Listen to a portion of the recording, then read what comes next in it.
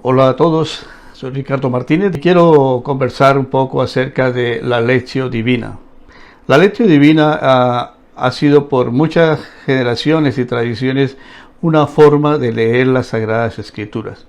Estamos acostumbrados a estudiar la Biblia, a profundizar en el mensaje de la Biblia, a tomar la parte de la hermenéutica y todos los métodos para introducirnos en el estudio de las Sagradas Escrituras. Esa es una manera de ir a la Biblia. Pero hoy quiero conversar con ustedes de la Lectio Divina como una manera sencilla, devocional, para llegar a las Escrituras. Se necesitan métodos para todo. Somos personas que usualmente no somos tan ordenadas ni organizadas en nuestras ideas ni en nuestras disciplinas para tomar las Sagradas Escrituras. Pero este tipo de lectura, de reflexión, de meditación, pues exige que haya cierto método. Quiero conversar con ustedes acerca de unos pasos que pondré aquí mismo para que vayamos poco a poco entendiendo cómo debe hacer y cuáles son las pautas para hacer esa lectio divina o esa lectura devocional en cualquier lugar donde estemos. Lo primero que debemos hacer es buscar eso, un lugar. Vivimos en un mundo ajetreado, donde escuchamos muchas voces, muchos ruidos, muchas cosas urgentes nos reclaman, pero debemos hacer un alto en medio de la vida. Debemos dejar la prisa y tener tranquilidad. Invertir en la lectura es invertir en la vida misma. Tomamos malas decisiones porque vivimos siempre apresurados, porque tenemos muchas cosas que no son realmente las prioridades de la vida. Interpretamos todo como una urgencia. Debemos tener calma. Así que lo primero que vamos a hacer antes de hacer una lectura devocional todos los días es buscar un espacio en nuestra casa o en nuestro trabajo o en algún lugar. Puede ser en un parque, puede ser una biblioteca, puede ser una habitación de la casa donde no tengamos ninguna distracción. No vamos a tener el celular, no vamos a tener la televisión, no vamos a tener ningún aparato electrónico que nos distrae, nada. Es nuestro tiempo con Dios. Recuerden que Jesús dijo a la gente de su tiempo, y aplica a nosotros todas las palabras de Jesús: cierre la puerta, su Padre que ve en lo secreto. Porque Jesús está hablando de los fariseos que salen a las esquinas de las plazas y desde allí oran para ser vistos por los hombres. Primer punto, busca un lugar tranquilo. No debe haber distracción. Ese es nuestro primer espacio. Ese lugar es un lugar o un espacio sagrado para nosotros. Lo segundo, la Escritura. Y usamos diferentes versiones de la Escritura, pues para enriquecer el pensamiento. Hemos de pedir a Dios que abra nuestro entendimiento, los ojos de nuestro entendimiento. Estamos acercándonos a un momento en donde estamos en una tierra santa, la presencia de Dios. Debemos quitar el calzado de nuestros pies y vamos a orar a Dios pidiendo dirección para la lectura. Bien, lo que sigue ahora es la lectura. Podemos escoger un texto de la Escritura, de los Salmos, podemos escoger un texto de los Evangelios, de las cartas de Pablo, en fin, no es importante, pero sí vamos a procurar textos en donde tenemos cierta familiaridad o hemos oído, porque es un desafío al releer la Escritura sin los conceptos preconcebidos que hemos adquirido a través de ciertos textos. Así que vamos a leer el texto en silencio. Después lo vamos a leer hablando el texto. Es decir, vamos a leerlo en voz alta. Es importante que se usen nuestros sentidos en este tipo de lectura, como cualquier tipo de lectura, pero en esto especialmente vamos a incluir nuestros sentidos con paz, con tranquilidad. Ese sería el tercer paso. Lo que sigue ahora es escuchar el texto. ¿Qué me dice el texto? ¿Qué contiene el texto? Hay unos métodos básicos sencillos o unas pautas mejor en la lectura. Es mirar todo el entorno del texto. ¿Qué personajes están hablando? ¿Qué acciones se están haciendo? quién está hablando. También es muy importante eso. Así que vamos a mirar todo el panorama del texto. En esa lectura, de ser posible, use un marcador y resalte la frase o la palabra o la expresión que le ha llamado en ese momento la atención.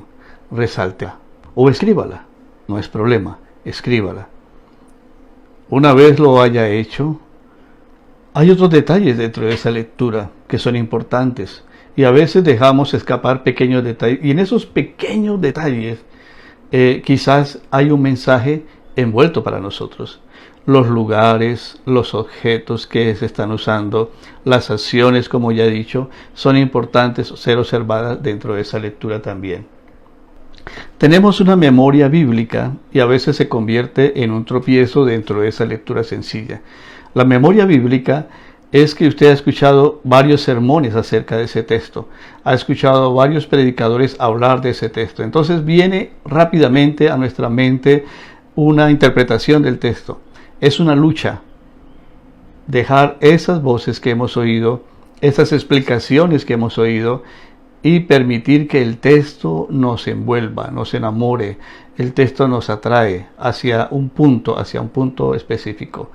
Así que lo que pasa ahora es que de la lectura pasamos a la meditación. La meditación no es un asunto misterioso, no tiene nada que ver con cosas de salir del cuerpo ni nada de eso. La palabra nos habla de la meditación. Es importante el pensamiento, la reflexión sobre ese texto. ¿Qué me dice el texto a mí? ¿Qué me dice Dios a través de ese texto? Dios está hablándome. Primero oré porque estaba dirigiéndome a Dios. Dios está hablándome en la palabra también. Debo abrir mi corazón y debo dejar que esa palabra me lea a mí también, me hable a mí. Eso es importante dentro de la meditación. Hay muchas cosas que se puede decir de la meditación, pero en un video tan corto pues no puedo extenderme. Pero la reflexión es parte de la meditación. El análisis, pero es un análisis no profundo, es un análisis sencillo.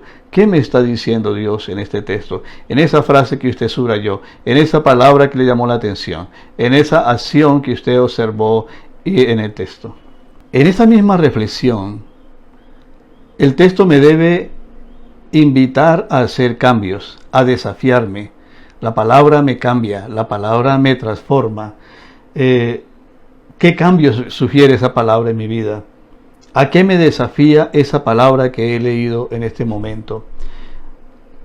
¿Cómo veo esa palabra y debo profundizarla en mi vida? Me ha llamado, me ha invitado, me está llevando a una reflexión, y esa reflexión tiene que ver con cambios en mi vida o con celebrar algo que Dios ha hecho en mi vida también. Dentro de estos métodos de la lectura sencilla, vuelve nuevamente la oración.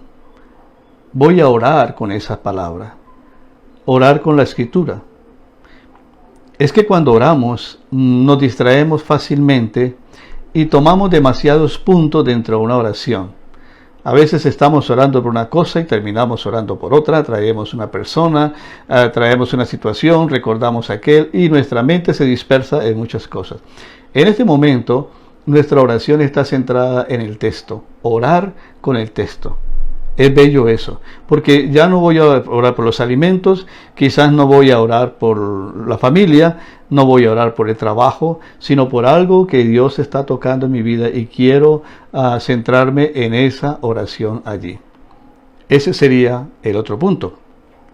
Y el punto final es cómo voy a aplicar esa palabra en mi vida. La palabra no puede quedar vacía. La palabra tiene un poder tremendo en nosotros o para nosotros, para cambiarnos. Así que volvemos a un punto de meditación, pero es un punto más de reflexión y determinación. ¿Qué voy a hacer con esa palabra que Dios me ha dado en ese día? ¿Qué cambios me sugiere? La palabra nos lleva a vivir la realidad. No se queda en un asunto de yo quisiera hacer esto. no es algo romántico, es algo que es crudo. La palabra es una espada que atraviesa los tuétanos, las coyunturas, los pensamientos, que discierne todo, nos desnuda. Así que esa palabra debe ser llevada a la práctica en mi vida, para que nuestra lectura devocional o la lección divina sea una lectura más frecuente en nuestras vidas. Pero quiero dejarles con este pequeño punto. Espero que sea de bendición para sus vidas y bueno, aquí estaremos para volver a otro tema si Dios nos permite. Un abrazo a todos.